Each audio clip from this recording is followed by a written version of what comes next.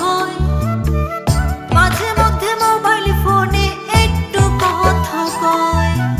আদরে সোহাগ কি জিনিস তা এখন কেবল স্মৃতি, বিদেশ গেলে দরকারটা কি বিয়ে নামের রীতি।